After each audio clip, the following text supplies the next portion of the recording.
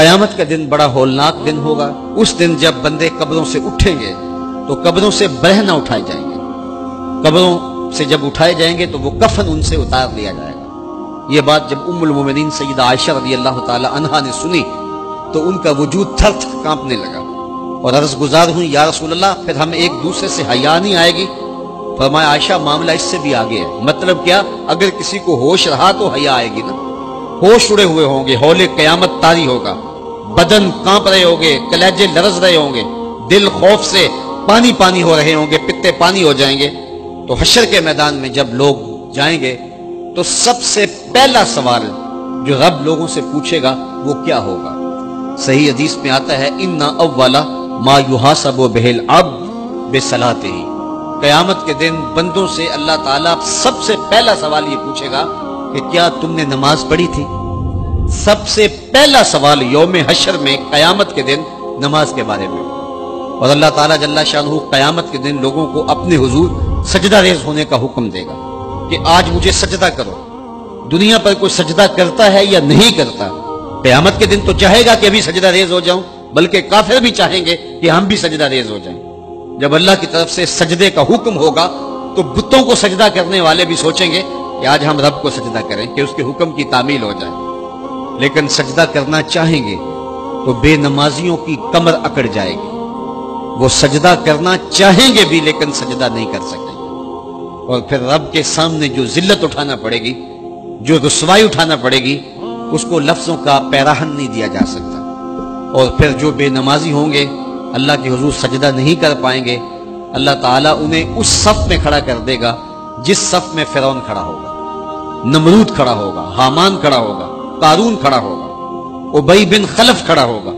دشمنان خدا جس صف میں کھڑے ہوں گے بے نمازی کو اس صف میں کھڑا کر دیا جائے گا۔ میری لمبی تقریر نہیں، میں یہ آپ سے پوچھتا ہوں اور اپنے آپ سے پوچھتا ہوں، کیا ہم یہ گوارا کرتے ہیں کہ حشر کے دن ہمیں فرعون کے ساتھ کھڑا کر دیا جائے؟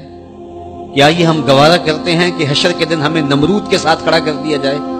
کیا یہ ہماری طبیعت اس کو برداشت کر سکے گی کہ رسول اللہ کے دشمنوں کے ساتھ ہمیں کھڑا کر دیا جائے؟ اور کیا میری مائیں اور بہنیں اور بیٹیاں یہ گوارا کر سکتی ہیں کہ رسول اللہ کی راہوں میں کانٹے بچھانے والی ام جمیل کے ساتھ انہیں کھڑا کر دیا جائے؟ یقیناً ہم کبھی نہیں چاہیں گے، ہم یہ رسوائی کبھی برداشت نہیں کر سکتے۔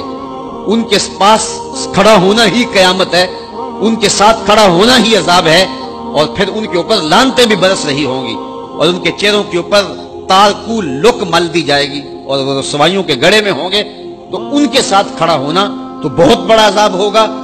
اور اگر کوئی تکلیف بدنی نہ بھی ہو تو ہم یہ گوارا نہیں کرتے کہ خدا کے دشمنوں کے ساتھ کھڑے ہوں۔ ہماری تو آرزو یہ ہے کہ بلال حبشی کے ساتھ کھڑے ہوں، ہماری تو تمنا یہ ہے کہ ابو ہریرہ کے ساتھ کھڑے ہوں، ہماری تو چاہت یہ ہے کہ رسول رحمت کے غلاموں کے ساتھ کھڑے ہوں، اور ہمیں نصیب ہو جائے حضور کے قدموں میں کھڑا ہونا، اہل بیت کے قدموں میں کھڑا ہونا، داتا گنج بخش علی حجویری کے پاس کھڑا ہونا نصیب ہو جائے، ہمیں بابا فرید کے پاس کھڑا ہونا نصیب ہو جائے، امام اعظم ابو حنیفہ کی قربت میں، حضرت امام حسین کی قربت میں کھڑا ہونا نصیب ہو جائے۔ ہم تو یہ چاہیں گے کہ اس زمرے میں آئیں۔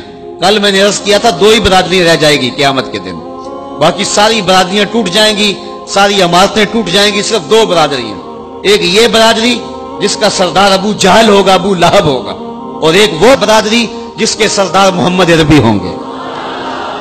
اب جو بے نماز ہوگا اس کو کدھر کھڑا کیا جائے گا؟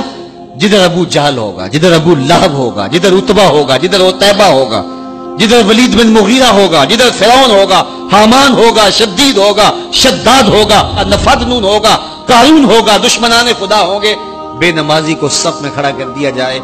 6 گھنٹے کی تقریر نہیں کرتا، ان 2 لفظوں کو سمجھ لیں۔ کیا ہم گوارا کر سکتے ہیں کہ اس صف میں نہ کھڑے ہوں جس صف کی امامت رسول اللہ کر رہے ہوں، بلکہ اس صف میں کھڑے ہوں جہاں فرعون کھڑا ہو، نمرود کھڑا ہو، حامان اور قارون کھڑا ہو؟ تو یقیناً ہم تو اس تصور سے کانپ جائیں کہ ہم ادھر کھڑے ہوں گے۔ تو پھر آج دعا کی اس محفل کے اندر یہ عزم کر کے اٹھو کہ جان جائے تو جائے، نماز نہ جائے۔ 5